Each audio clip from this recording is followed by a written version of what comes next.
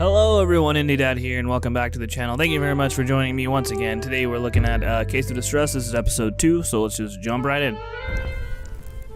Connor Green had just given a case that involved his bootlegging. I still wasn't sure if it had been worth my time. I decided, okay, I believe we already did that. Okay, a small blustering woman began marching towards me. She looked younger than blank blank blank. She was wearing she looked much younger. She looked younger than 25. And was a few inches shorter than my 5'6". I thought her gray trench coat was too large for her small frame, which was when I realized it was exactly like the one that had belonged to ...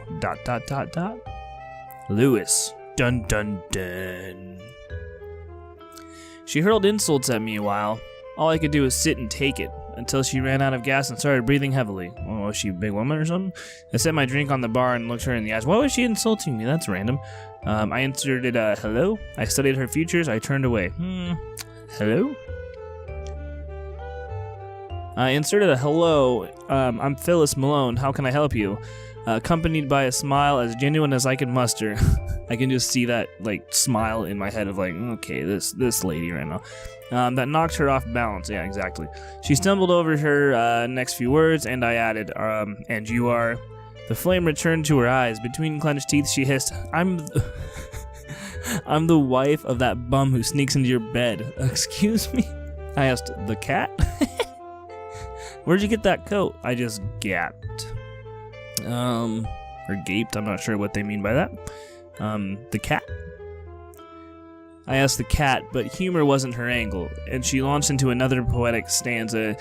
And he just left your sty this morning, she finally ended. And that was when I gathered she was Connor Green's wife. Because he came over to talk to her about the blah, blah, blah, blah. Miss Green, I am P.I., not your homewrecker. And I don't think your husband in this line of business would want to bet a dick anyhow. Her look was pure incredulity. What is that? Incredulity? I'm not quite sure what that means. A woman in line of that work? She questioned. I don't believe it. Prove it. Oh, wait. Connor Green is just giving me the case involved bootlegging. I don't know if I have any evidence for this one. Notebook, maybe? While notebook was filled, yeah. I opened my notebook and flipped through the pages. You see, Miss Green, this is what I do. There's not much more I can show you to prove it. It still took more coaxing for her to believe me.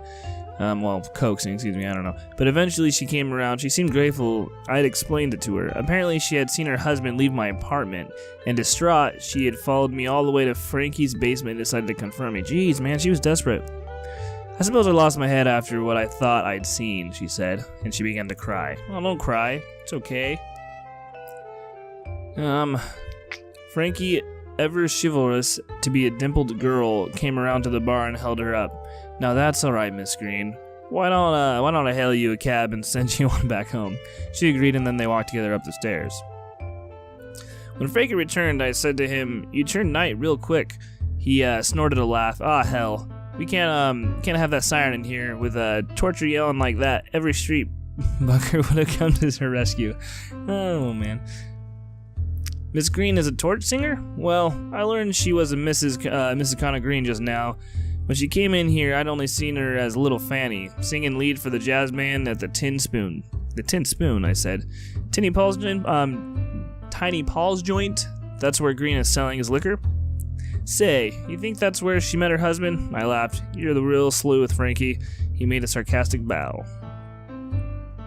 I shook my head. You're telling me you escorted our little torturer out just to avoid a bit of hot water? Frankie flushed and said, What are you talking about, Malone? I was never good with emotions, but it was plain that Frankie had instantly fallen for the girl. Ooh, Frankie, come on, man. You can't be doing that. So what if I had more to squeeze out of her, I asked. What more could you possibly want from Little Fanny? She can't have anything to do with Green's mess. Contradicted. Don't. I'm gonna leave that one alone. I considered Frankie's point. Maybe she was unrelated to the case. I shrugged and stood up from the bar stool. I mean, I could have pried more probably, but I don't know. What just happened was quite the ruckus. It seemed like my cue to move along.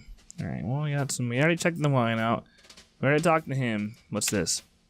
Once I'd asked Frankie to lend me some cash from that register. He growled so fierce that I decided not to ask again. I didn't think his employees would notice before I got it back, but maybe he just wanted to save me from myself. Maybe. There's the stairs. Alright, let's check this out. Frankie had a bond with that old shaker at the end of the bar. I was surprised he hadn't named it. He could sling a mean drink, though he'd only use good liquor if he liked you. Frankie liked me. Well, look at that. Let's go up the stairs. The one stairs led to outside world. Leave. I was heading up the stairs when Frankie called after me. So what are you gonna do? I've been thinking about little Fanny, about my sister. Little Fanny. I'd been thinking about little Fanny. I supposed even monsters had people who cared about them.